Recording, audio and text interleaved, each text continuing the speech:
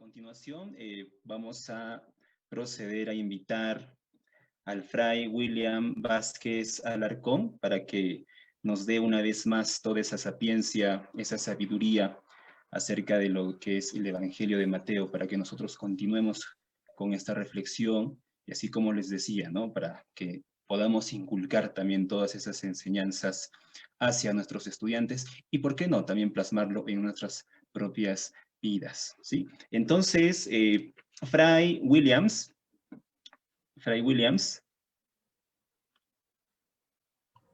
Buenas tardes, ¿cómo les va? Buenas tardes, Fray Williams. Entonces, Padre. tiene usted la palabra, Fray Williams Vázquez. Buenas tardes, padre. Muy Buenas bien, buenas tardes. tardes con todos ustedes, ¿cómo les va? Espero que estén bien. Pues vamos entonces, en cierta manera, a retomar un poquito lo que hemos estado viendo en las semanas anteriores. Estamos ya en el quinto libro del Evangelio de Mateo, o la sexta parte. La semana que viene pues será ya la última parte, el último encuentro también. Entonces, como les manifesté la semana pasada, el libro quinto inicia propiamente dicho en el versículo 1 del capítulo 19, digamos en la segunda parte del versículo 1 del capítulo 19, y termina, como muy bien saben ustedes también, en el primer versículo del capítulo 26. En el primer versículo del capítulo 26. Por lo tanto, hoy día tenemos pues 8 capítulos para poder en cierta manera abordar o estudiar. Como ya saben ustedes, el Evangelio de Mateo, o el autor del Evangelio de Mateo, le ha dado a cada una de sus partes dos partes. Una parte narrativa y al mismo tiempo una parte discursiva. Por lo tanto, la parte narrativa comprende todo el capítulo 19, el capítulo 20, el capítulo 21, el capítulo 22, el capítulo 23. Todo eso es la parte narrativa. Y luego los capítulos 24 y 25 son propiamente dicho la parte discursiva, ¿ya? La parte del discurso. Entonces, vamos en cierto modo a comenzar con la parte narrativa. Capítulo 19 dice lo siguiente: cuando Jesús terminó este discurso, se supone al discurso anterior, eso ya lo hemos visto la semana pasada, lo siguió muchísima gente y allí los sanó. Se acercaron unos fariseos, me he salteado, no estoy viendo bien. Entonces, dice el versículo 1, cuando Jesús terminó este discurso, salió de Galilea y se dirigió a la región de Judea, a la otra orilla del Jordán. A la otra orilla del Jordán. Entonces yo tengo aquí pues el mapa, un mapa que ya ustedes conocen. Les voy a proyectar en este momento. Me imagino que ya lo están viendo, ¿verdad?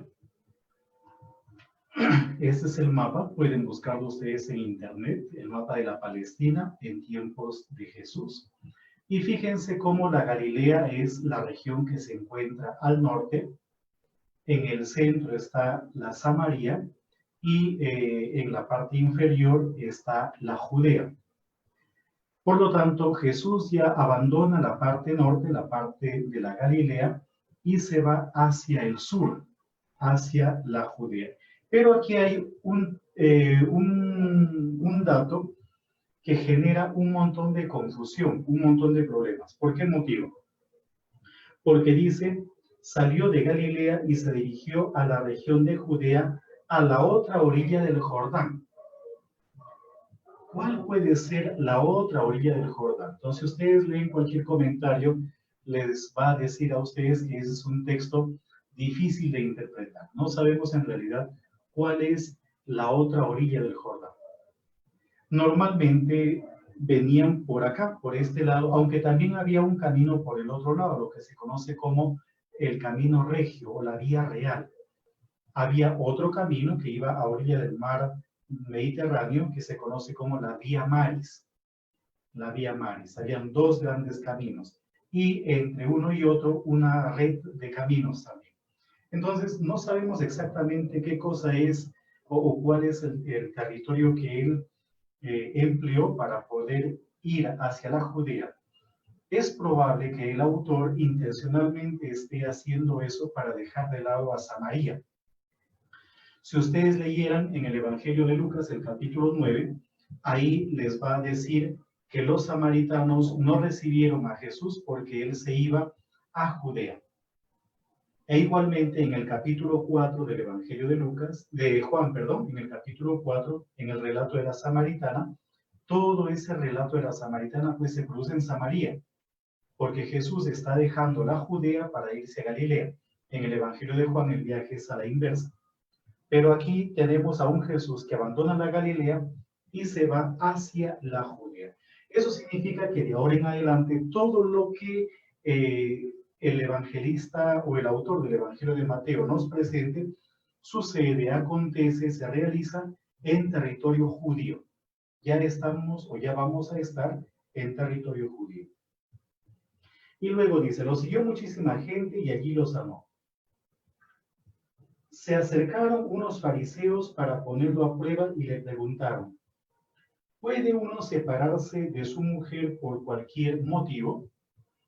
Esta es una controversia. Algo de esto ya nos lo había manifestado él, si ustedes se acuerdan, esto ya lo vimos de una u otra forma, en el capítulo 5, versículos 31 al 32, en el Sermón de la Montaña, en el primer discurso, el discurso del Sermón del Monte, en donde hablaba también sobre la relación del hombre y de la mujer. En la época de Jesús habían dos grandes escuelas rabínicas.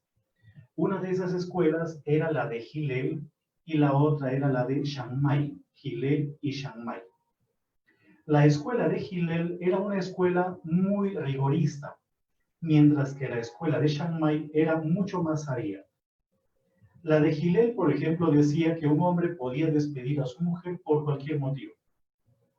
Si mi mujer se engordaba y yo la había conocido flaquita y de buen cuerpo, pues me separaba para que se engorda. Si mi mujer roncaba por las noches cuando dormía conmigo, pues yo me separaba porque, pues, ¿a qué ronca? Yo no quiero una mujer que ronca. Si mi mujer cocinaba mal, no me preparaba la comida como era debido, pues yo me separaba de mi mujer y le daba, basta con que le dé un acta de repudio, un acta de divorcio, para que yo quede libre de ese vínculo, de esa relación. En cambio, la otra escuela, la escuela de Shammai, era una escuela mucho más amplia y decía que que un hombre no podía divorciarse de su mujer por cualquier motivo, sino solamente por un asunto de adulterio. Disculpen, por favor. Por un asunto...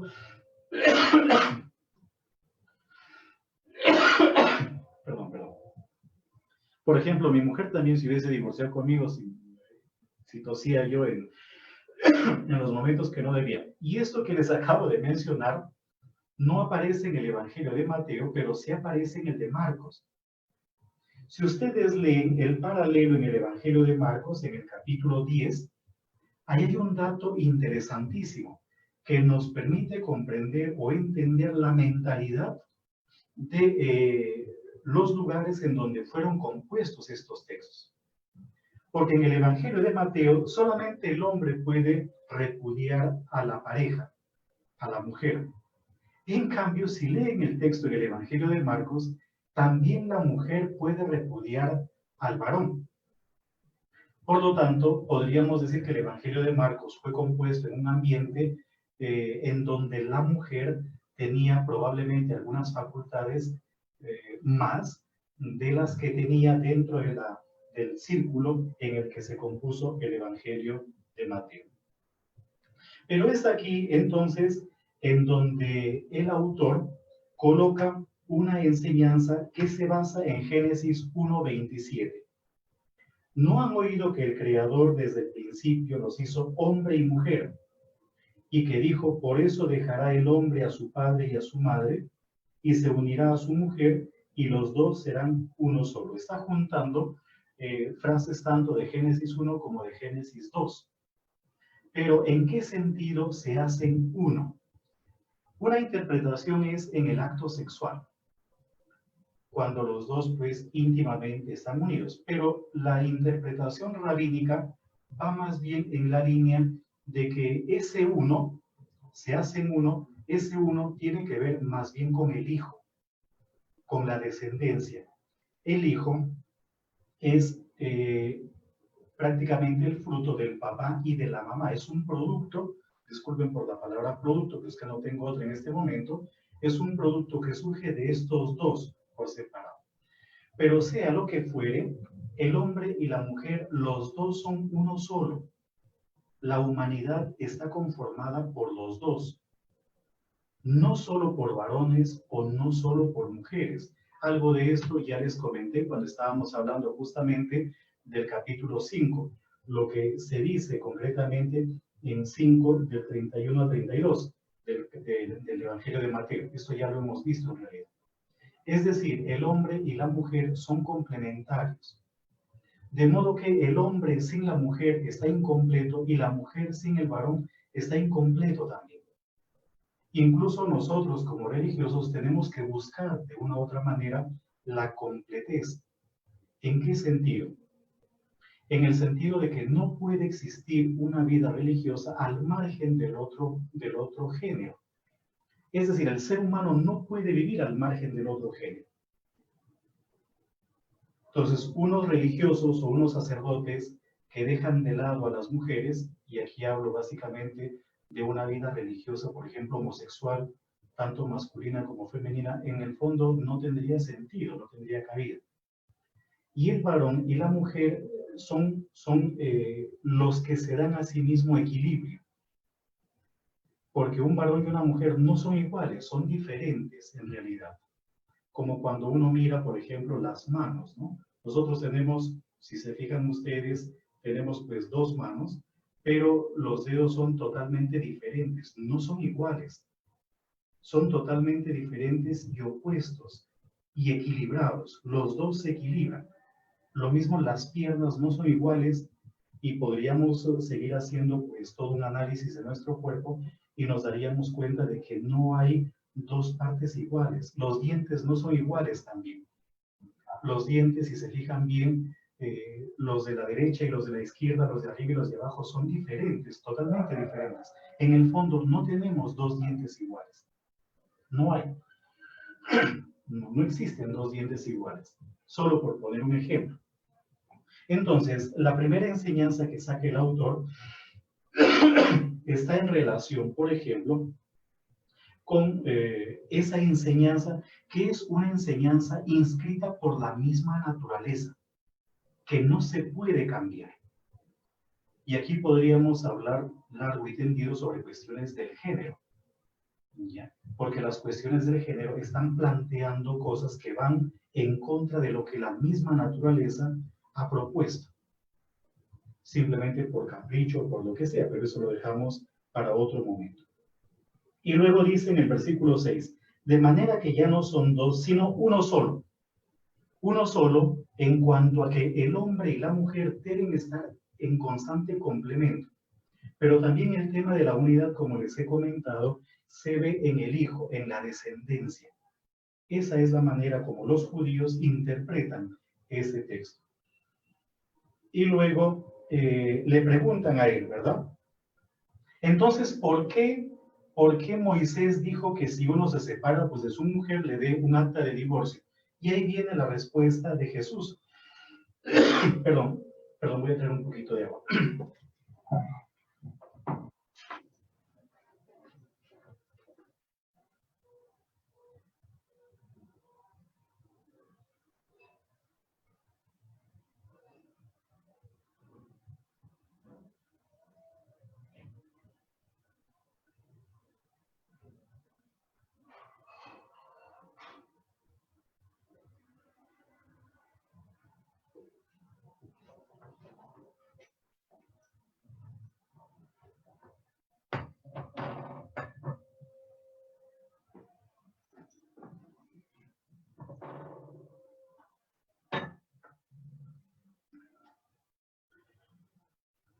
Entonces dice que le plantean a Jesús una pregunta, ¿verdad? ¿Por qué mandó Moisés que el marido diera un acta de divorcio a su mujer para separarse de ella? Y ellos están apoyando efectivamente en Deuteronomio 24:1.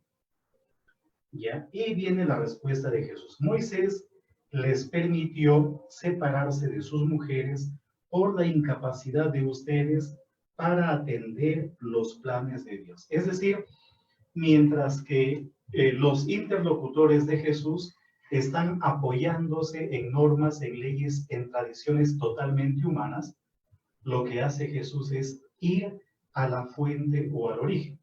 Aquí tenemos unos elementos interesantísimos para abordar toda la cuestión del género de hoy en día. Un problema irracional grande, porque estamos en esta época en una especie de dictadura de la irracionalidad y al mismo tiempo de la antinaturalidad. Pero eso ya lo dejaríamos, como les he comentado, para otro momento. Pero ellos insisten, o los discípulos, perdón, le dicen, si tal es la situación de un hombre, es decir, el que está unido a una mujer no puede separarse, o la mujer tampoco puede separarse del varón, a no ser por un asunto de adulterio o de infidelidad.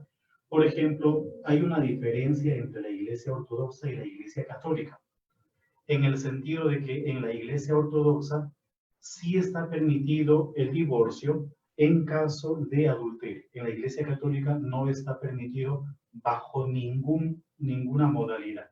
Es decir, en la Iglesia Católica el matrimonio es totalmente indisoluble. En cambio, en la Iglesia Ortodoxa sí hay la posibilidad de disolver el matrimonio solo en caso de adulterio. Y luego viene una especie de enseñanza de Jesús. No todos pueden hacer esto, sino solo aquellos a quienes Dios se lo concede. Algunos no se casan porque nacieron incapacitados para esto, otros porque los hombres los incapacitaron, y otros eligen no casarse por causa del reino de los cielos. Quien pueda poner esto en práctica, que lo haga. Esta es una enseñanza interesantísima. Porque fíjense, y yo me imagino que ustedes, pues como docentes y sobre todo las hermanas también, y ustedes que trabajan con padres de familia y en cuestiones de matrimonio, el matrimonio no es para todos. Lo mismo que la vida religiosa tampoco es para todos. Lo que sucede es que hay una especie de inmadurez tan grande con respecto al matrimonio, pero no todos deben casarse.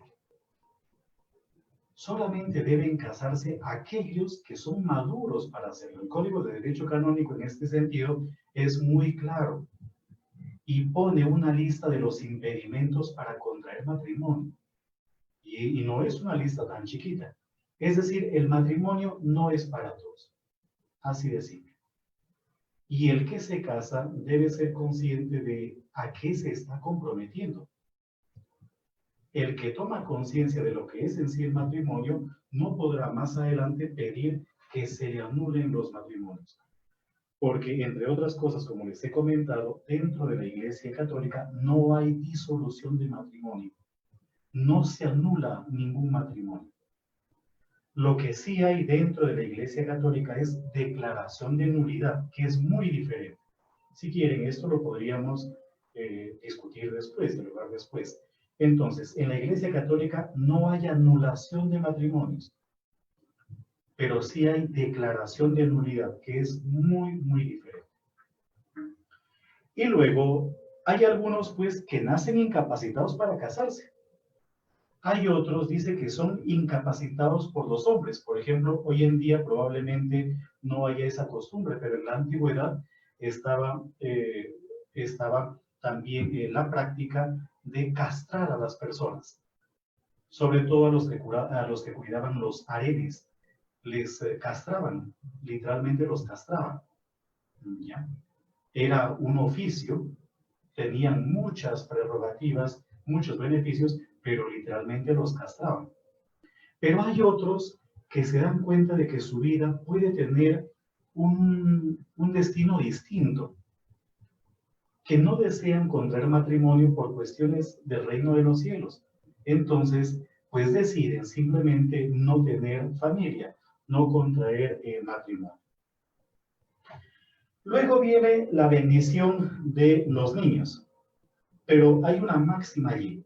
Y la máxima es lo que dice Jesús: dejen a los niños y no se lo impidan, porque los que son como ellos, de los que son como ellos, es el reino de los cielos. Algo de esto ya comentamos la semana pasada, e incluso alguna de ustedes, porque creo que fue una profesora, hizo una pregunta sobre el particular. Ya no vamos a ampliar más el asunto. Luego viene esta especie de este encuentro de un joven con Jesús, ¿ya? De un joven con Jesús. Dice: en cierta ocasión se acercó uno y le preguntó: Maestro, ¿qué debo hacer de bueno para obtener la vida eterna? Jesús le contestó: ¿por qué me preguntas acerca de lo bueno? Uno solo es bueno. Si quieres entrar en la vida, observa los mandamientos. Y aquí viene una lista de los mandamientos que aparece pues en Éxodo 20 y en Deuteronomio 5, al igual que en Levítico 19. Está hablando de no matar, no cometer adulterio, no robar, no dar falso testimonio, honrar al padre y a la madre, amar al prójimo, en síntesis, amar al prójimo como a sí mismo. ¿Ya?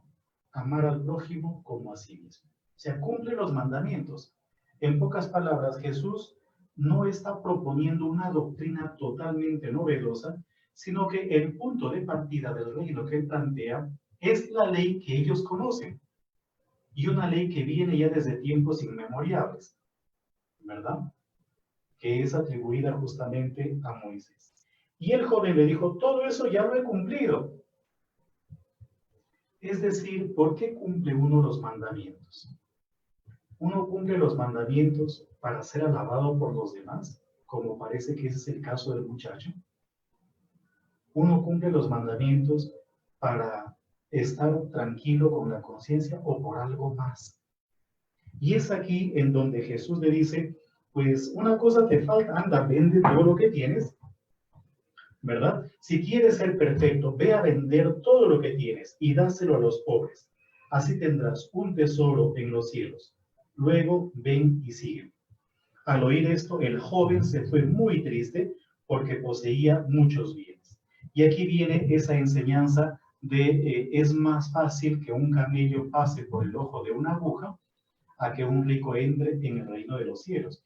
El desprendimiento total, el reino que Jesús plantea o propone, exige un desprendimiento total, incluso de la propia vida, sin tener seguridades humanas de por medio, ¿no? Sino un abandono radical de todo lo que posee para estar simplemente con Jesús.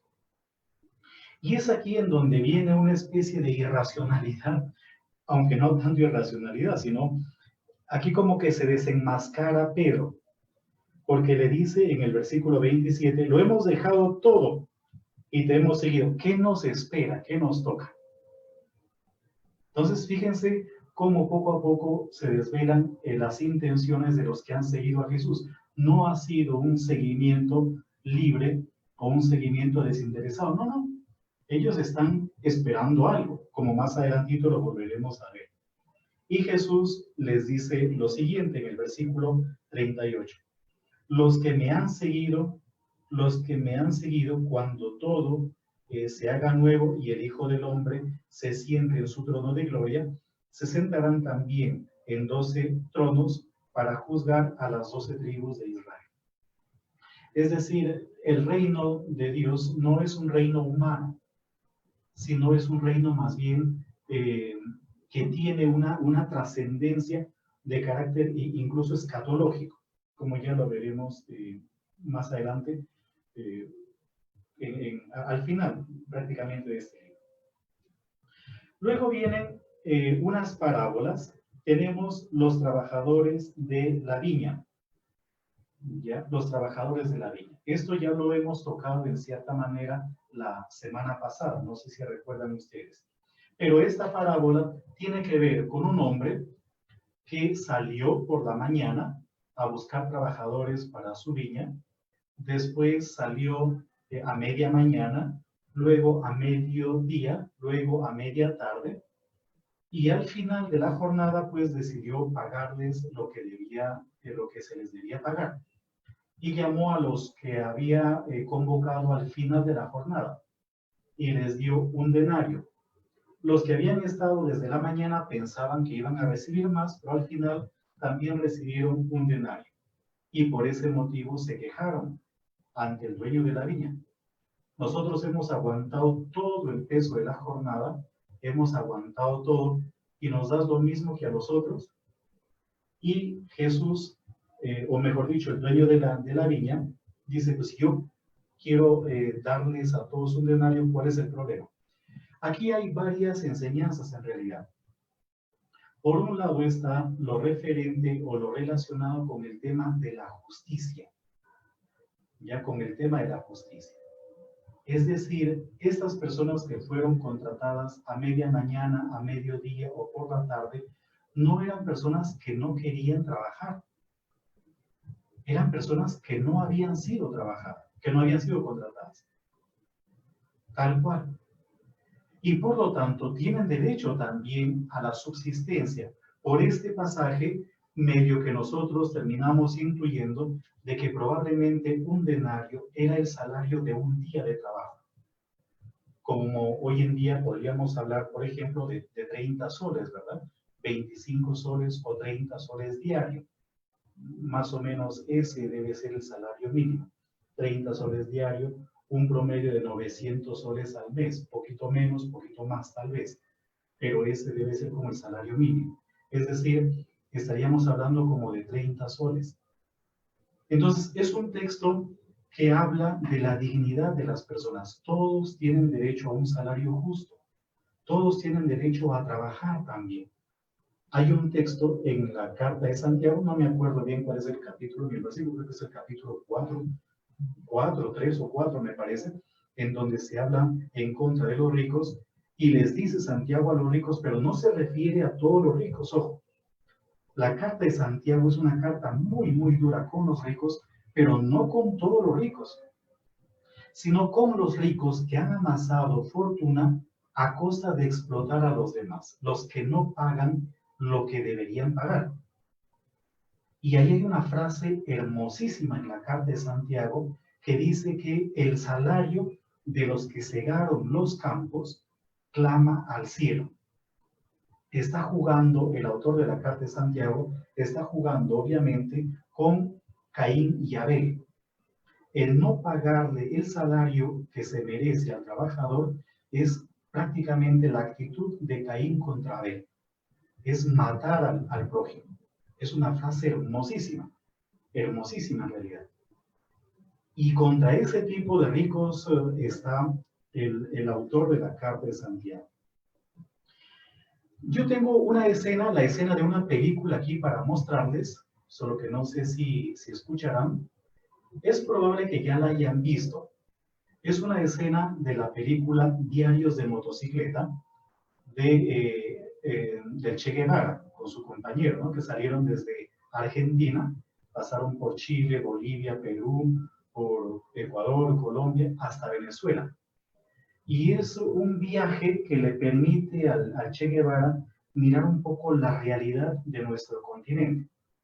Entonces, hay una escena que, según la película y según pues, el diario del Che, sucedió en Chile, pero que es un poco la situación de nuestros pueblos latinoamericanos. En el Perú sucede mucho. Cuando yo era niño, cerca de la casa de mis papás, había muchísimas personas esperando que vinieran a contratarlos, los subían en un camión y los llevaban. Los que eran contratados, pues tenían para comer durante el día.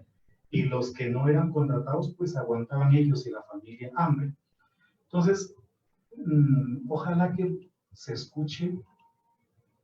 A ver, permítanme un ratito.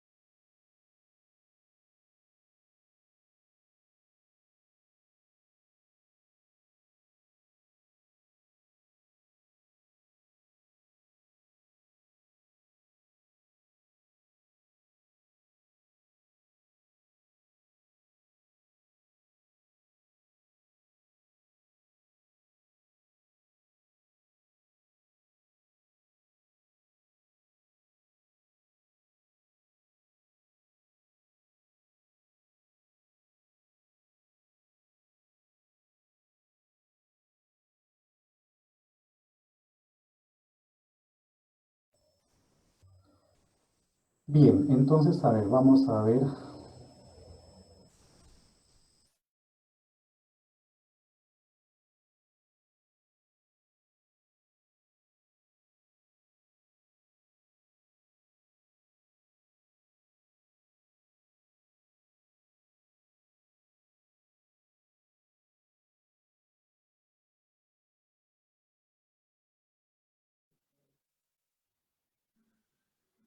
No se escucha, padre.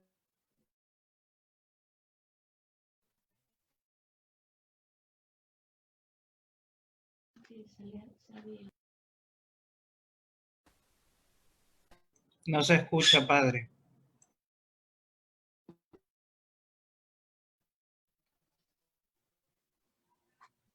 Williams, no se escucha. Padre, tiene que activar el audio del Zoom. Cuando comparte, ahí justo. Habilitar el sonido computadora, padre.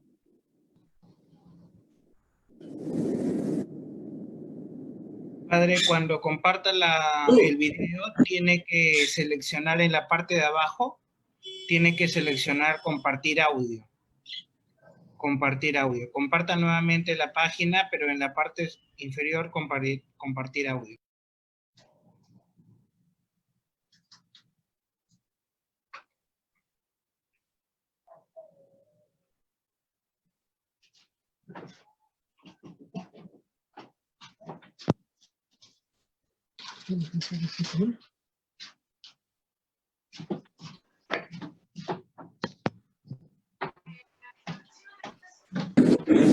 También, al del lado.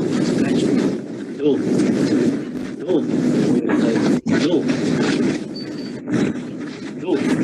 Tú no, el del lado. Ah, rápido. Apúrense, muchachos. Y tú. Tú también. El de arriba. Vamos, tú también. Tú. Vamos, rapidito. Vamos, andando. Tú.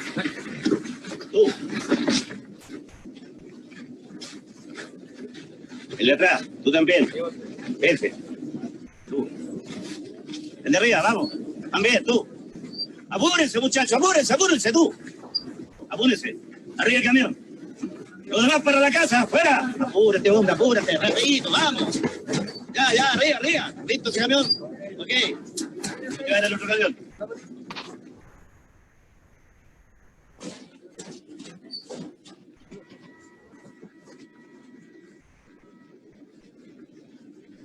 Sí, vamos. ¿Ustedes dos? ¿Qué hacen aquí? Nada, estamos mirando. ¿Mirando qué, weón? Esto no es atracción turística. ¡Fuera! ¿Pero usted no se da cuenta que esta gente tiene sed? ¿Por qué no le da un poco de agua, carajo, Llévate lo mejor. Antes que llame seguridad para que te encierren, weón. ¿Por qué? ¿Por qué? Invasión de propiedad privada. Este es territorio de la Anaconda Mining Company. Ya, andando.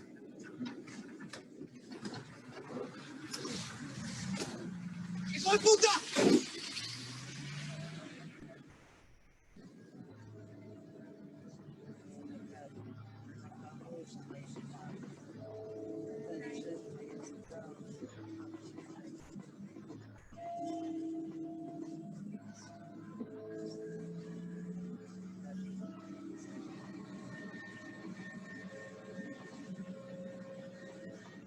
Al salir de la mina sentimos que la realidad empezaba a cambiar. O éramos nosotros.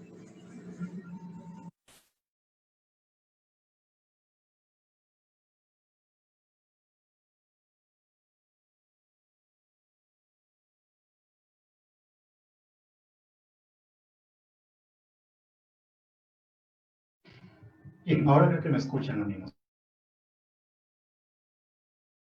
De esta película, pues, Diarios de Motocicleta, que sería interesante que si no la han visto, pues la vean en algún momento. Y las encíclicas sociales siempre van a hablar de que el sueldo debe permitirle vivir con dignidad tanto al que trabaja como a su familia. Entonces, este es un texto tremendamente social que habla de la dignidad del ser humano. Pero también, obviamente, está haciendo énfasis en otra realidad. Y es que tanto los que han estado desde toda su vida, digamos así, encargados del Evangelio, de anunciar el Evangelio, comprometidos con el anuncio del Evangelio y con Cristo, al igual que los últimos que acaban de conocer a Cristo, son tratados con igual dignidad por Dios. En el reino de los cielos no habrá una distinción entre unos y otros, sino que todos seremos iguales. Esto es lo que se esconde, pues, detrás de este pasaje. Luego viene el tercer anuncio de la pasión. Acuérdense que ya después de la escena de Cesarea de Filipo, se nos presentó a nosotros dos anuncios de la pasión de Jesús. Ahora viene el tercer anuncio de la pasión, que lo hace justamente frente a los discípulos. Cuando Jesús subía a Jerusalén. ¿Por qué habla de subir a Jerusalén? Porque entre Jericó, voy a agrandar un poquito más el mapa, entre Jericó y Jerusalén hay un promedio de 25 kilómetros tal vez. Entonces aquí está Jerusalén, aquí está Jericó. Pero Jericó se encuentra a por lo menos 250 o 300 metros por debajo del nivel del mar.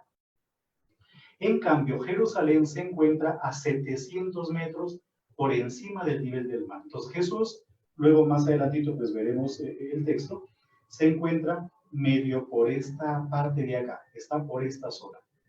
Y obviamente se sube a Jerusalén en un promedio de 30 kilómetros, 35 kilómetros, literalmente se tiene que subir 1000 metros de desnivel, que es enorme, enorme, en realidad, la altitud o la diferencia de nivel que hay. Entonces, ahí Jesús justamente habla de cómo va a ser su pasión.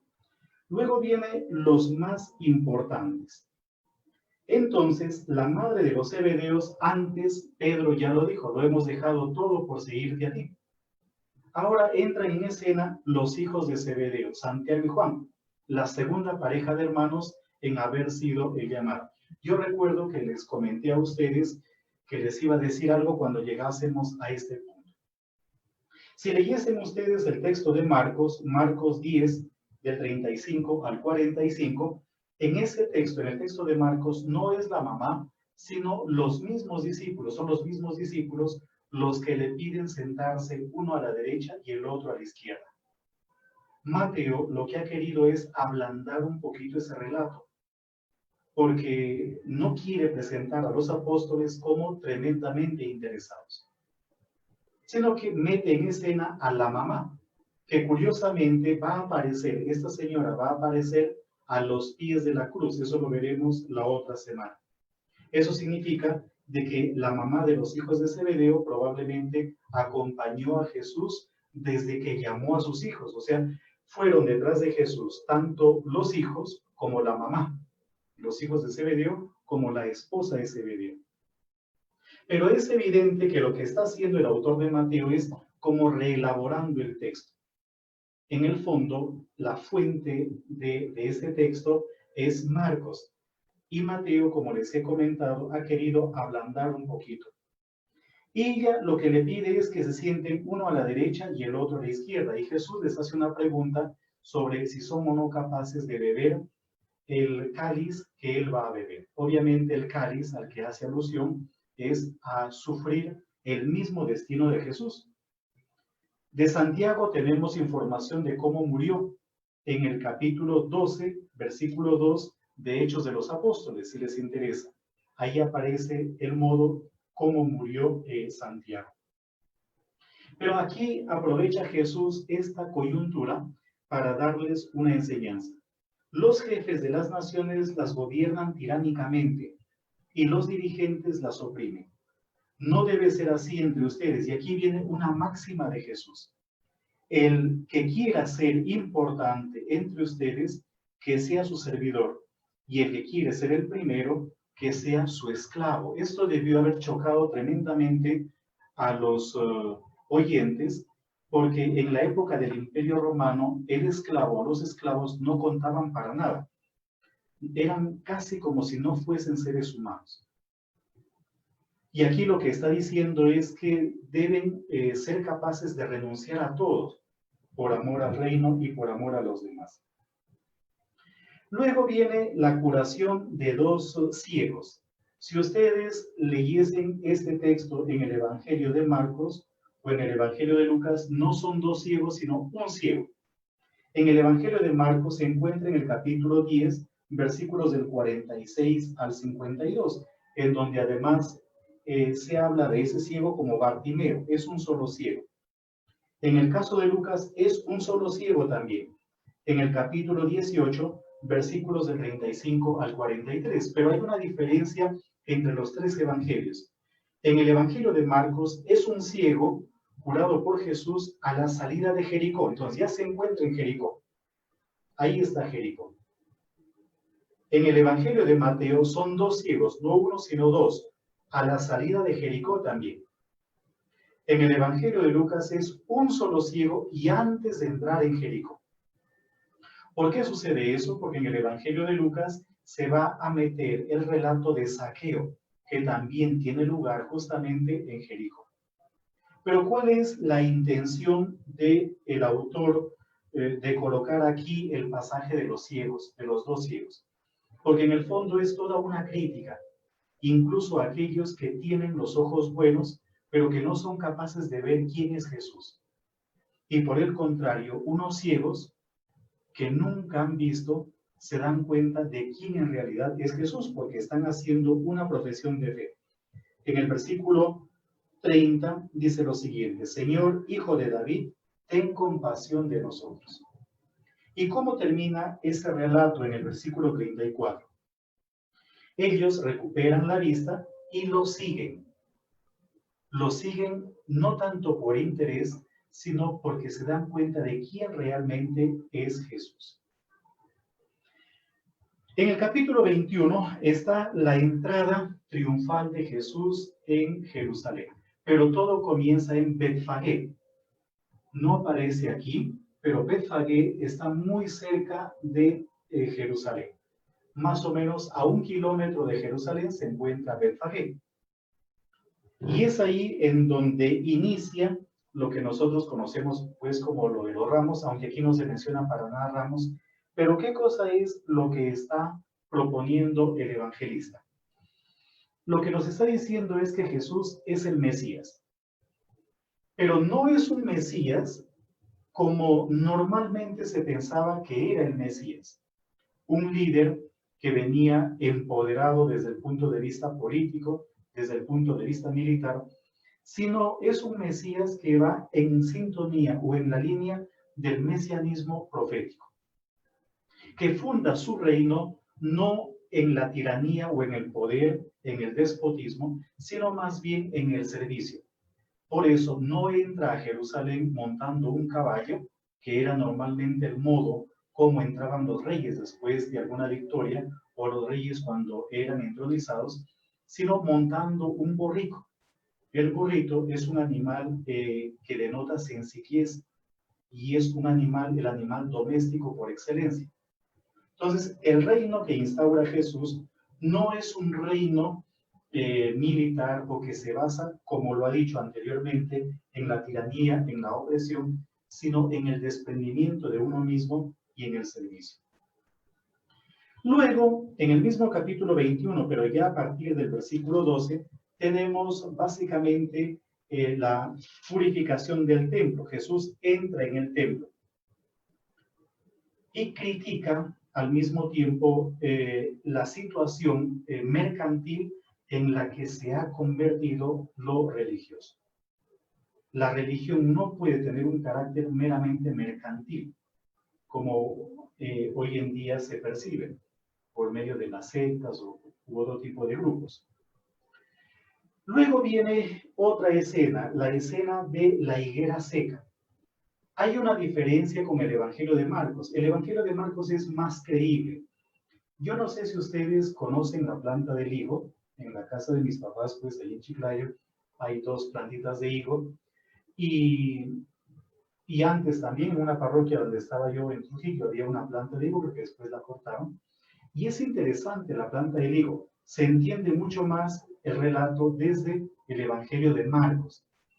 Porque en el Evangelio de Marcos dice que Jesús pasando por Betfagé, y curiosamente la palabra Betfagé literalmente significa la casa de los higos.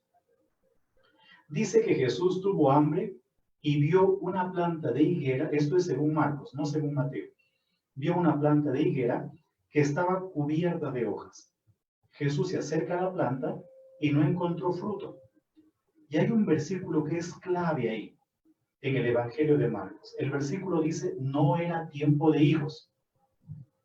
Entonces Jesús le dijo a la higuera que nadie nunca coma de tus frutos. Y en el Evangelio de Marcos, al siguiente día, cuando vuelven a pasar por allí, se dan cuenta de que la higuera se había seco. En el Evangelio de Mateo no es así. Se omite lo referente a las hojas, se omite también lo que está en relación con que no es tiempo de higos. Jesús se acerca a la planta no tenía higos, como que la maldice y automáticamente después de la maldición, la planta se seca. Y termina ese relato con una afirmación sobre la fe. Si ustedes tienen fe, podrán hacer exactamente las mismas cosas, es decir, podrán dar algún tipo de maldición y la maldición surtirá efecto. ¿Por qué les digo que el Evangelio de Marcos es como más creíble?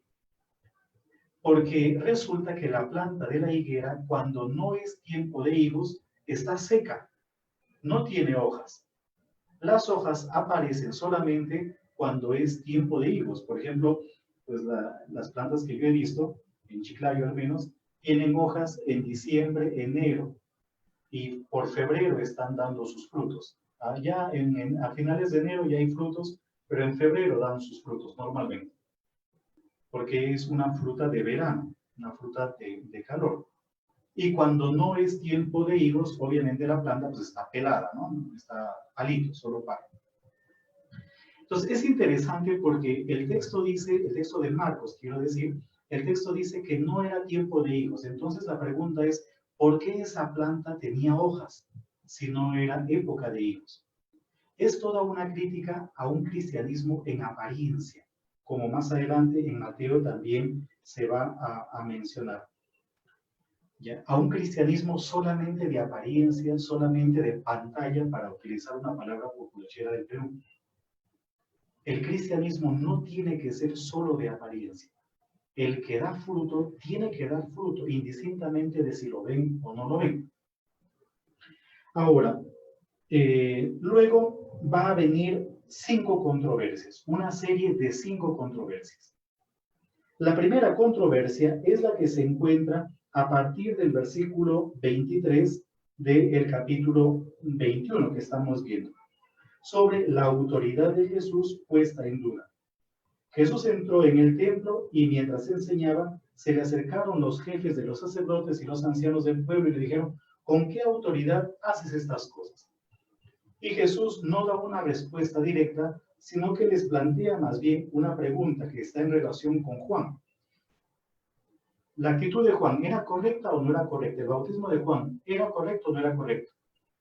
Y los que le hacen la pregunta a él, es decir, los sacerdotes y los ancianos del pueblo, no quieren contestar porque saben que si contestan de una forma o de otra tiene consecuencias. Y Jesús le dice, pues yo tampoco les voy a decir a ustedes con qué autoridad hago eso. Luego vienen 3 parábolas muy interesantes. Una de esas parábolas es la de los 2 hijos. Un hombre tenía 2 hijos y le dijo a uno, anda, y le dijo, no me voy, pero después sí fue. Le dijo al otro, anda, le dijo, sí voy, y al final no fue. ¿Cuál de los 2 hizo la voluntad del Padre? Probablemente ese texto esté haciendo alusión a los 2 pueblos que en un primer momento abrazaron la fe en el cristianismo. El pueblo proveniente del judaísmo y el pueblo proveniente del paganismo. Los 2 grandes grupos en los comienzos de la iglesia. Lo mismo, por ejemplo, la siguiente parábola, la parábola de los viñadores homicidas, va en la misma dirección. Los judíos, que fueron los que desde un primer momento recibieron la manifestación de Dios, no fueron capaces de acoger la palabra de Dios, sino que incluso mataron a los profetas, mataron a las personas que se les envió, y al final terminaron matando incluso al hijo, al mismo hijo del dueño de la viña. En este caso, pues, sería una clara alusión, obviamente, a Jesús. La otra parábola es la parábola de las bodas. Un hombre que celebra las bodas de su hijo y los invitados ponen una serie de trabas o de pretextos. Al final, van a los cruces de los caminos y hacen que entren dentro de la boda todos los que habían encontrado por el camino. Pero llama la atención de que uno de ellos, en el versículo 11 del capítulo 22, uno de ellos no llevaba traje y termina siendo expulsado. ¿Por qué? ¿O qué es lo que quiere decir esa parábola y por qué esa escena un poco complicada, ¿no? Si habían ido a los cruces de los caminos y no tenían traje, ¿por qué lo terminan echando? Porque no basta con ser invitado. Todos al final de cuentas somos invitados, pero uno tiene que responder de la mejor manera a esa invitación. Entonces, aquí se está obviamente haciendo alusión a un compromiso con Cristo, no solamente de tipo teórico, sino total. No por el hecho de haber abrazado la fe, ya nos otorga a nosotros automáticamente la salvación, sino que uno tiene igualmente que responder de la mejor manera a esa invitación que Cristo le ha hecho. Luego viene la segunda controversia, el impuesto al emperador. Es la segunda controversia. Obviamente, este texto lo que hace es, en cierta manera, como desligar un poco lo político y lo religioso, en parte por lo menos. Sabiendo, obviamente, de que muchas veces las cuestiones políticas no son del todo justas, no son del todo correctas.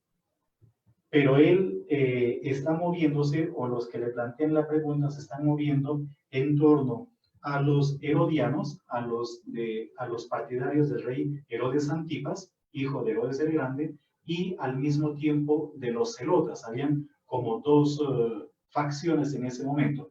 Los celotas que decían que no se podía pagar impuesto, que no se debía pagar impuesto porque era un tirano del imperio y estaban en manos de un tirano. En cambio, los herodianos, que eran el partido oficial, decían que sí, que había que pagar. Entonces Jesús trata un poco de salir airoso de esa controversia con la máxima que todos conocemos y que seguramente han escuchado pues, en la liturgia la semana pasada. Luego viene la tercera controversia, que está en relación con la resurrección de los muertos, es decir, a partir del versículo 23. Y aquí le plantean a Jesús una pregunta sobre una mujer que tuvo 7 maridos. Pero estos de acá murieron sin dejarle descendencia. Entonces, como se casó con los 7, en el reino de los cielos, ¿de cuál de ellos será mujer? Porque con los 7 estuvo casada. Es evidente que el libro que está detrás es el libro de Tobías. Si ustedes leen el libro de Tobías, en el capítulo 6, versículo 14, ahí es en donde aparece la mujer casada con los 7 maridos, con los 7 hermanos. Además, está de por medio la famosa ley del levirato o del cuñadato. Si mi hermano moría sin tener hijos, yo tenía la obligación de unirme a mi cuñada para darle descendencia a mi hermano. El hijo que mi cuñada tuviera conmigo no es mío, sino de mi hermano que ya murió. Y eso se hacía con la finalidad de que los bienes del hermano, que es mi sangre, no pasen a manos de un extraño, sino que sigan siempre en poder de mi propia sangre.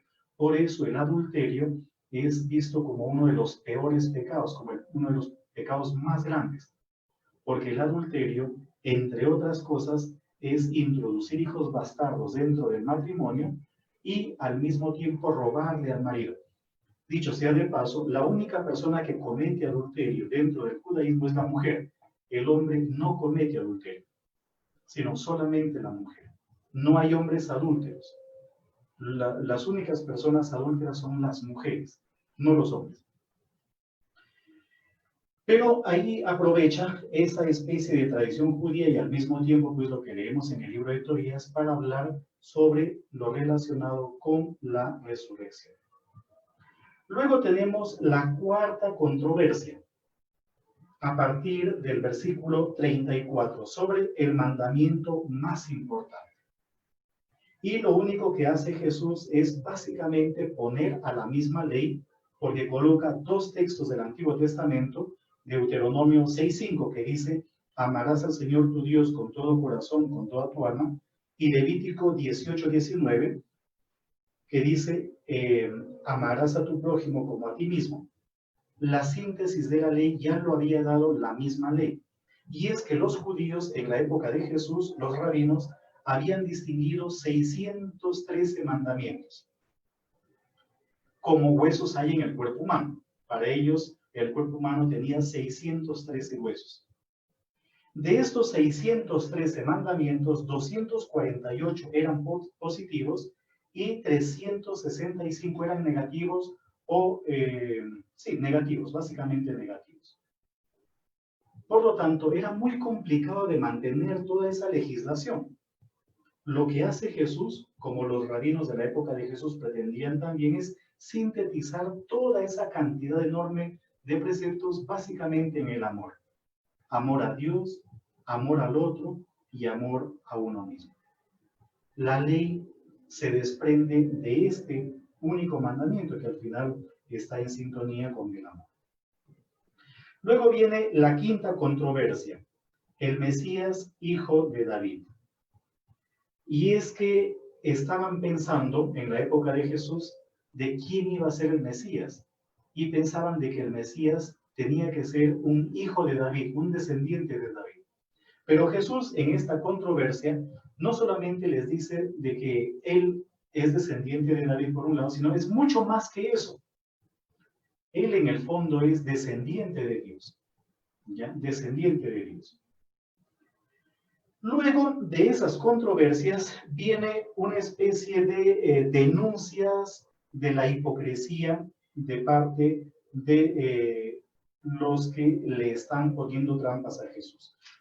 Prácticamente todo eso se encuentra en el capítulo 23, todo el capítulo 23. La primera parte es como la introducción. Entonces Jesús, dirigiéndose a la gente y a sus discípulos, les dijo, en la cátedra de Moisés se han sentado los maestros de la ley y los fariseos. Obedézcanles y hagan lo que les digan, pero no imiten su ejemplo. Es una clara denuncia a la hipocresía, que puede ser también un poco la realidad de nuestros pueblos. Desde el punto de vista teórico, a veces podemos ser tremendamente efectivos, pero en la práctica no tanto. Y comienza en un primer momentito a hablar de las cosas negativas y en un segundo momento habla de cómo debe ser prácticamente el discípulo de Jesús. Leo la parte final. El mayor de ustedes será el que sirva a los demás, porque el que se engrandece será humillado y el que se humilla será engrandecido. Esa es como la máxima, pero esta es la introducción. Luego ya viene, si ustedes cuentan, 7 ay o 7 lamentos. El primero es, ay de ustedes, maestros de la ley, fariseos hipócritas, que cierran a los demás las puertas del reino de los cielos. Ustedes no entran y a los que quieren entrar no los dejan. Fíjense que son textos tremendamente duros. El segundo ay, versículo 15. Recorren mar y tierra para buscar uno que se quiera convertir, pero después lo pierden. El tercer ay, en el versículo 16, guías ciegos, ¿ya? Y está hablando de cómo son capaces ellos de alterar la ley o de modificar la ley de acuerdo a sus conveniencias. El cuarto ay, versículo 23, dice que ellos pagan el diezmo de la menta y el anís, pero descuidan lo más importante de la ley. ¿Por qué pagan la menta del diezmo y del anís? Para demostrar que están cumpliendo a cabalidad la ley. La menta y el anís pues tenía un impuesto y un diezmo obviamente chiquitito, tremendamente chiquitito. Entonces ellos decían, yo soy capaz de pagar el diezmo de la menta y del anís. para aparentar, pero descuidaban cosas importantísimas como el hacer la voluntad de Dios y sobre todo el manifestar misericordia. El quinto ay, en el versículo 25, está en relación con la apariencia. Limpian el vaso y el plato. Acuérdense de cómo antes ya se nos había mencionado. Los judíos tienen ritos de purificación muy estrictos, muy severos. Incluso en la actualidad, si ustedes fueran a Jerusalén o a cualquier lugar judío, verían que tienen tazas o jarros con 2 asas, porque se van purificando una mano y van purificando esa asa que está libre, y luego cogen con la mano purificada, la asa purificada, y se purifican la otra mano para quedar totalmente puros. Entonces, fíjense que lo que hacen es purificar todo externamente, pero interiormente no lo están. El sexto ay o el sexto lamento va en la misma dirección y utiliza algo que podría ser un insulto: sepulcros blanqueados. Un sepulcro blanqueado, ¿cuál es? Es aquel, por ejemplo, en donde se le ha puesto cal por afuera, está blanquito. ¿Pero qué es un sepulcro? En el fondo, un sepulcro es un lugar que alberga podredumbre. Cuando uno abre un sepulcro, por más bellamente adornado que esté, adentro hay podredumbre, hay mal olor, adentro hay pues todo, descomposición. Entonces, esa es la figura o el símil que está empleando el autor para desenmascarar la hipocresía de los escribas y fariseos. Y el último lamento, el último ay, es el que está en relación con los sepulcros de los profetas, ¿ya?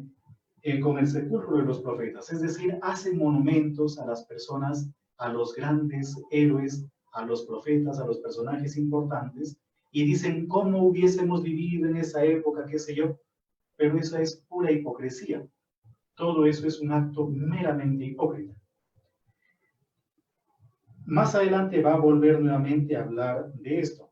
Aquí tenemos el sepulcro de Zacarías, habla incluso de Zacarías, del profeta Zacarías. Más adelante les voy a mostrar, o de una vez les muestro, aunque más adelante volverá a aparecer. Fíjense, aquí tenemos pues el torrente Cedrón, aquí está el monte de los olivos, aquí está la ciudad de Jerusalén, y más o menos por esta zona hay unos sepulcros en piedra, que son muy bonitos. Miren, aquí están. ¿Ven? El sepulcro de Zacarías, aquí está el sepulcro de Absalón, del hijo de David. Aquí vamos a ver una fotografía más de cerca, ¿no? Entonces, miren, este es el sepulcro del profeta Zacarías, que es hermosísimo, es una sola pieza, es un monolito excavado en la roca, está en el torrente Cedrón. Entonces, claro, le hacen mausoleos y monumentos, pero los asesinaron. Hay una obra apócrifa, se encuentra en el blog, esa obra apócrifa es sobre la vida de los profetas, que se encuentra en el tomo 2 de los apócrifos del Antiguo Testamento. Desgraciadamente el tiempo no nos da, si no les leería algunos párrafos de cómo murieron los profetas. Por ejemplo, a Isaías lo cortaron con una sierra, a Jeremías lo mataron a pedradas, y a otros profetas. Ahí se habla de cómo murieron en realidad los profetas. Entonces aquí está hablando de la hipocresía, de cómo, por ejemplo, nosotros alabamos a los personajes antiguos, pero cuando nosotros mismos o nuestros antepasados han sido los que les han dado muerte. Y luego, aquí viene Jerusalén, Jerusalén, el lamento sobre Jerusalén, que matas a los profetas y apedreas. Esa sería como la conclusión de la parte de los lamentos, que apedreas a los que Dios te envía. ¿Cuántas veces he querido reunir a tus hijos como la gallina reúne a sus pollitos bajo sus alas? Y ustedes no han querido. Pues bien, su santuario quedará desierto. Les digo que ya no me verán hasta que proclamen: bendito el que viene en el nombre del Señor. Hay una iglesia en el Monte de los Olivos, a ver si les muestro, más o menos por aquí. Aquí está Betfagé, más o menos más arriba, más o menos por aquí. Hay una iglesia aquí esta creo que es, esta de acá, que se llama Dominus Flevit. Es decir, desde donde Jesús habría contemplado Jerusalén, que es todo esto, y donde habría pronunciado estas palabras. Entonces, fíjense que son palabras, pues, totalmente de lamento y de denuncia de la hipocresía. Y se acabó la parte narrativa. Ahora, a partir del capítulo 24, o sea, todo el capítulo 24 y el capítulo 25, ya es la parte discursiva, el discurso de Jesús como tal. El primer puntito es el templo destruido. Le hablan a Jesús sobre la grandiosidad del templo y él dice que no quedará piedra sobre piedra. Entonces, miren esta imagen, voy a ver si la agrando un poquitito más para que vean con más facilidad. Entonces, miren, aquí tienen ustedes esta foto. Aquí está, pues, el Monte de los Olivos. Todo esto es el Monte de los Olivos. ¿Ya? Todo esto de acá. Aquí está el templo, donde ahora hay una mezquita. En la época de Jesús estaba el templo. Y si tratamos de ambientar un poco la zona, ya les he dicho que Jesús probablemente pronunció esas palabras por aquí, en esta iglesia de Dominus Flevit, más o menos por aquí. Habría estado mirando y obviamente se veía el templo. Ya se veía el templo. Y es ahí Jesús en donde pronuncia las palabras de que no quedará piedra sobre piedra. Algunos especialistas dicen que el texto de Mateo probablemente fue compuesto después del año 70. Y el autor ya tiene noticias de la destrucción del templo de Jerusalén, que sucedió en el año 70 de parte de los romanos. Esta sección o este discurso, que es prácticamente el último discurso de Jesús, si queremos verlo de esta manera, dentro obviamente del Evangelio de Mateo, ya tiene un carácter escatológico. Primero va a hablar del comienzo del fin. Estaba sentado en el Monte de los Olivos. Entonces aquí miren, todo esto es el Monte de los Olivos, todo esto. ¿Ya? Estaba sentado en el Monte de los Olivos cuando se le acercaron los discípulos en privado y le dijeron: dinos cuándo ocurrirá todo eso, o sea, cómo será el fin del mundo. Y ahí es en donde va a decir cómo será. Aparecerán falsos profetas, engañarán a mucha gente y muchos terminarán también abandonando la fe. A partir del versículo 15 aparecen una serie de angustias e incluso en el versículo 19 aparece otro lamento. Ay de las que estén encinta y de las que estén amamantando en aquellos días. O sea, es decir, ay de los que están interesados en su propio provecho, de los que no han sido capaces de acoger el reino que él ha predicado. Luego, en el capítulo 24, a partir del versículo 29, aparece una especie de descripción de cómo será la venida del Hijo del Hombre. Inmediatamente después del sufrimiento de aquellos días, el sol se oscurecerá, la luna no dará su resplendor, las estrellas caerán del cielo y las fuerzas celestes se tambalearán. Una cosa que les digo antes de que me olvide es que no pensemos, por favor, que todo lo que está aquí son oráculos para el futuro. No es verdad. Lo que está haciendo el autor es recogiendo una serie de tradiciones de sobre cómo iba a ser el fin del mundo. Yo les he leído a ustedes, por ejemplo, el Apocalipsis de Elías. ¿Se acuerdan ustedes? O sea, todo este capítulo 24 e incluso el capítulo 25, pero sobre todo este capítulo 24, está compuesto en un lenguaje netamente apocalíptico. Es un género literario, el género literario Apocalipsis. Y luego viene nuevamente, a partir del versículo 22, la imagen de la higuera. Fíjense en el ejemplo de la higuera. Cuando sus ramas se ponen tiernas y brotan las hojas, saben que se acerca el verano. Y efectivamente eso es así. O sea, yo conozco un poco la planta de la higuera y eso es así. Por eso les he comentado que en diciembre ya la planta tiene hojas. En enero, medio a finales de enero, ya la planta tiene frutos. Pero los frutos ya se cosechan en febrero. O sea, es una planta netamente de verano. Y luego dice, pues lo mismo, ustedes cuando vean todas esas cosas, o sea, cuando comiencen a ver una serie de signos, sepan que el reino, que está pronto, que está pronto, pues, la llegada o como el fin del mundo. Pero siempre habla de estar atentos, porque el día y la hora nadie lo conoce, ni los ángeles, ni siquiera el Hijo, solamente el Padre. Y aquí hay toda una invitación a un compromiso permanente y constante. Uno no puede esperar un momento dramático o un momento catastrófico en su vida para poder tener gestos de conversión. La conversión es permanente y simplemente por amor, no por algún tipo de interés. Llegamos al capítulo 25. En el capítulo 25 tenemos básicamente 3 parábolas.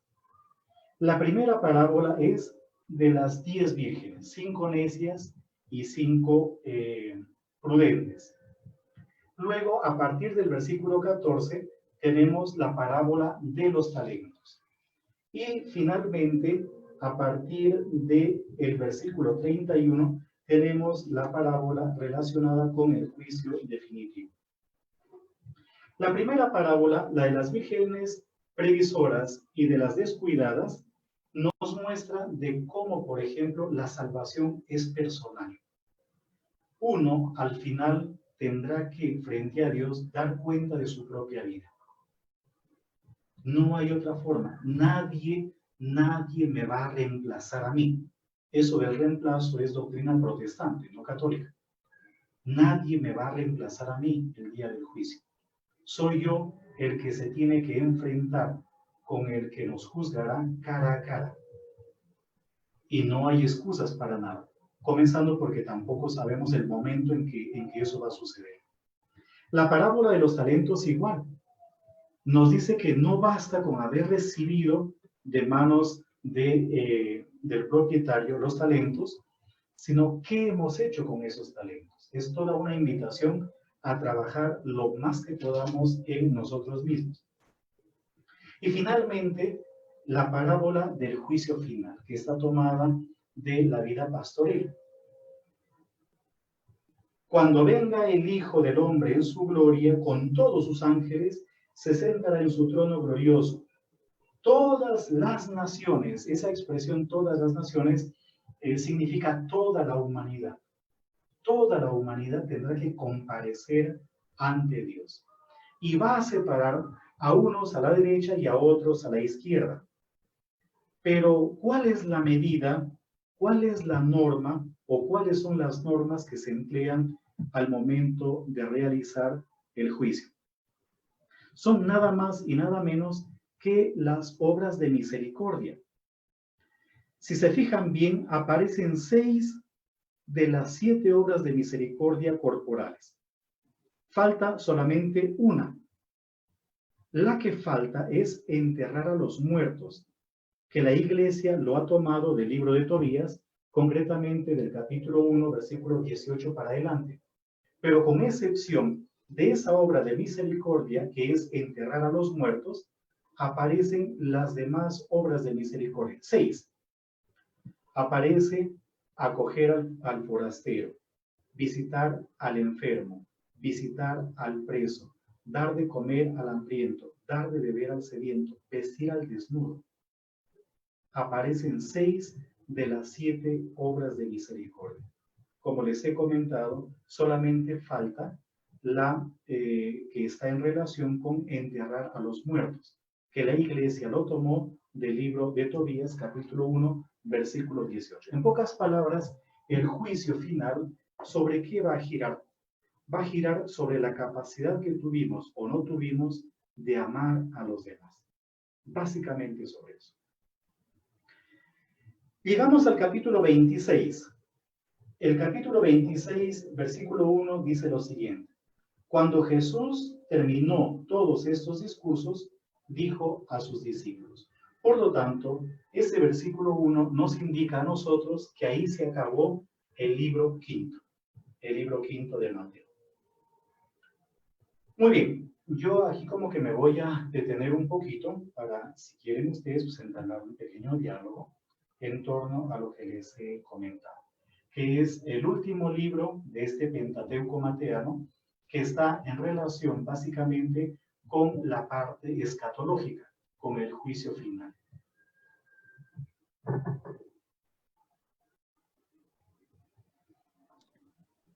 Bien, Fray William, tenemos algunas interrogantes de parte de la familia de la red Santa Rosina. Espero que pueda aclararnos un poquito más este panorama. Bien, la primera pregunta dice lo siguiente. En este punto de los hermanos que se casaban con una viuda, ¿todos los hermanos eran solteros o hay alguna condición? Por ejemplo, si uno de estos hermanos estaba ya casado, ¿se podía casar con la viuda? Sí. Pues, incluso si estaba casado y si tenía sus hijos, podía, más que casarse, no era exactamente casarse, aunque también el libro de Ruth, si leyeran ustedes el libro de Ruth, habla de casarse, pero más que casarse era dar descendencia al hermano. Entonces, yo tenía a mi mujer y mis hijos, ¿verdad? Y mis hijos, claro. Pero mi hermano pues joven, acababa de casarse, tuvo un accidente y se murió. Entonces, yo tenía la obligación de unirme a mi cuñada, pero no para vivir con ella como si fuese mi mujer, sino para darle descendencia a mi hermano que ya murió. De manera que los hijos que mi cuñada tenía conmigo no eran míos, sino de mi hermano muerto. Por ese motivo, muchos parientes se negaban a cumplir con esta ley. Por ejemplo, hay el caso de Onán, de ahí viene el onanismo. ¿Qué cosa es el onanismo? El onanismo es eyacular por fuera de la mujer. Entonces, muchos fingían que estaban cumpliendo con la ley. Se acostaban con la cuñada, pero a la hora de eyacular derramaban por fuera. Eso hizo Onán.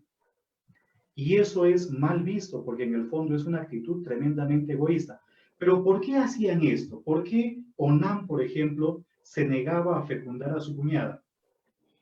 El ejemplo de Onán nos permite entender otra realidad. Y es que el hijo que tenía con mi cuñada, que no era mío, era cuidado por mí. Yo tenía que mantener al niño hasta que el niño sea mayor de edad. Y lo mantenía con mis propios recursos. ¿Ya? Con mis propios recursos. Por lo tanto, era tener un hijo que nada me iba a beneficiar a mí. Porque es hijo de mi hermano muerto. Es un compromiso, era un compromiso adicional más bien el que se adquiría. Un compromiso. Entonces, por eso muchos, si se leen ustedes el libro de Ruth, un pariente, el pariente más cercano se niega a cumplir con ese derecho. Porque, ¿cómo era la obligación? Por ejemplo, la obligación la tenía el hermano. ¿Ya? Supongamos de que yo me moría.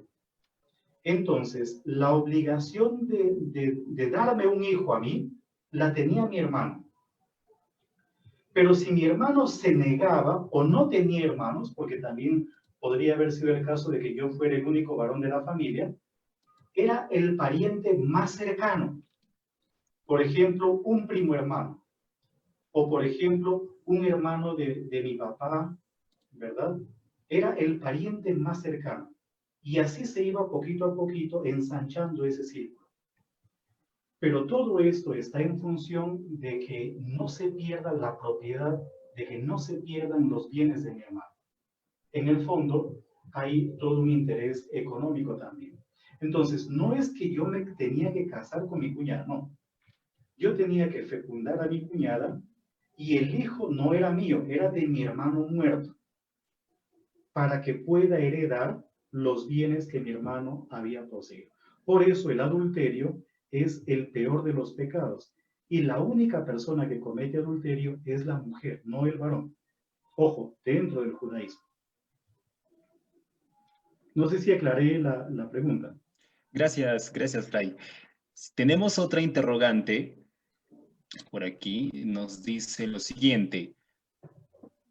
El episodio de la expulsión de los vendedores del templo no se analizó con profundidad.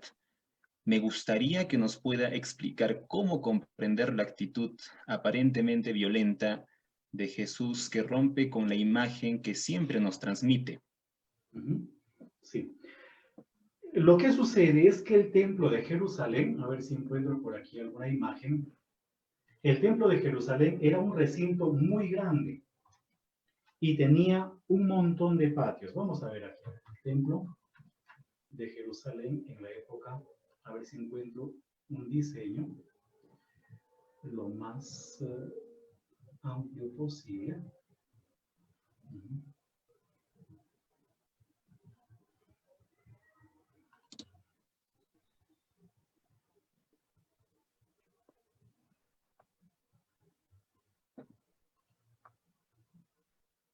Pues más o menos este de acá. Pues más o menos este. Más o menos, digamos, más o menos. Vamos a ver si les proyecto. Aquí está. Entonces, a este lado pues está el torrente Cedrón. Aquí están las puertas por donde seguramente habría entrado Jesús. El templo estaba aquí. Este blanquito que está aquí era el templo. Y aquí teníamos un pórtico. Hoy en día, por ejemplo, el Muro de los Lamentos es este pedacito que está aquí. Solo este pedacito es el Muro de los Lamentos. Aquí arriba tenemos dos mezquitas, la mezquita de la Roca y la mezquita Al-Aqsa, que está aquí al sur. Les puedo mostrar incluso una foto en la actualidad para que vean cómo está en la actualidad.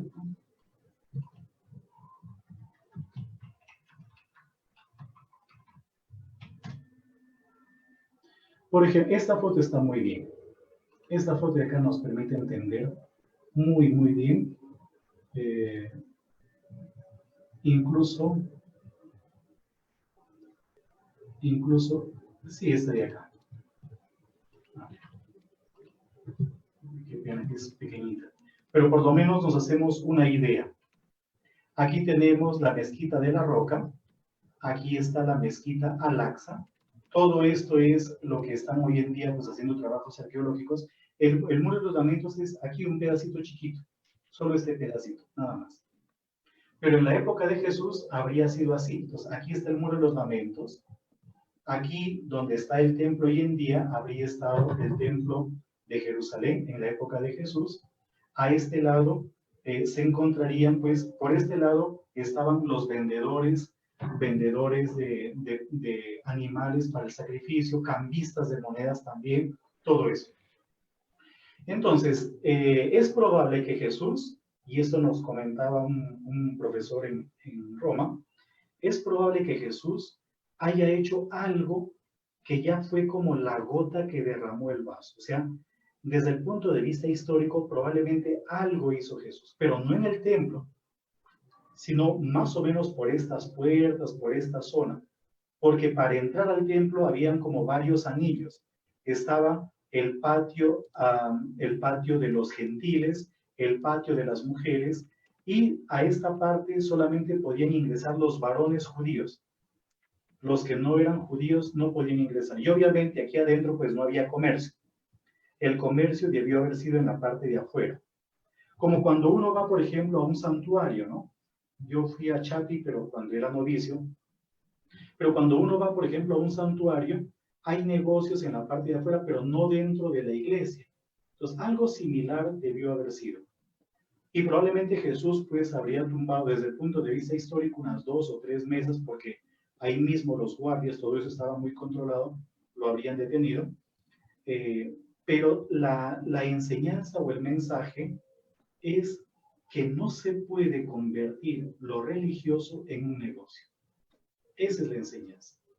no se puede convertir lo religioso en un negocio. No puede ser un negocio. Eso se esconde detrás. Y probablemente desde el punto de vista histórico algo debió haber sucedido, que fue lo que ya como que colmó la paciencia de las autoridades religiosas judías. No sé si en parte clarifiqué un poquitito el asunto. Entonces miren, así era el templo en la época de Jesús. Y así es como hoy en día pues se ve, ¿no? Hoy en día se ve esto de acá. O sea, el templo desapareció. El Muro de los Lamentos, a ver si encuentro por aquí otra foto. Por ejemplo, este es un dibujo, pero que va medio en línea con el otro dibujo. ¿Ya? Eso es hoy en día. Entonces aquí está el Muro de los Lamentos. Aquí donde está la mezquita de la Roca, habría estado el templo de Jerusalén, pero Jesús habría entrado por una puerta que está aquí. Fíjense. Eliminemos esto. Fíjense aquí, por unas puertas, por la parte sur. Entonces, aquí está el Muro de los Lamentos, y por aquí habría entrado. Entonces, ese acontecimiento debió haber sido por acá, no adentro. Entre otras cosas porque adentro tampoco había negocio ya. Todo el negocio estaba en la parte externa. Muy bien. Gracias, Fray. Tenemos otra interrogante más. Nos dice lo siguiente: ¿este sentido de la hipocresía solo es una condición de los laicos o no sería más bien para los religiosos? Pues el texto no está hablando ni de religiosos ni de laicos, el texto está hablando de fariseos, ¿ya? Y la palabra hipócrita literalmente está constituida por dos palabras, hypo y por la palabra krates, ¿sí? Krates. ¿Qué significa krates? Significa muchas cosas. Significa poder, pero también significa juicio. El hipócrita es el que tiene un juicio encima del juicio, o sea, aquel que tiene un juicio, una manera de pensar, pero que se las arregla para proponer otra forma distinta de acuerdo a su conveniencia. Normalmente los hipócritas por excelencia, y en el buen sentido de la palabra, son los actores. En griego, el término hipócrita significa actor, era el que representaba obras de teatro. El actor es el hipócrita por excelencia, pero en el buen sentido. ¿Por qué motivo? Porque él es capaz de asumir un personaje por un determinado momento que no es él. Entonces, él puede ser un rey, puede ser un mendigo, puede ser un espíritu, puede ser un militar dentro de la obra de teatro. Y tiene todas las prerrogativas para actuar según el papel que se le ha asignado. Entonces, el hipócrita, por excelencia, es el actor, pero en el buen sentido de la palabra. Solo que después la palabra hipócrita adquirió una connotación negativa. ¿Quién es entonces el hipócrita? El que termina actuando permanentemente, el que finge. Ese es el hipócrita.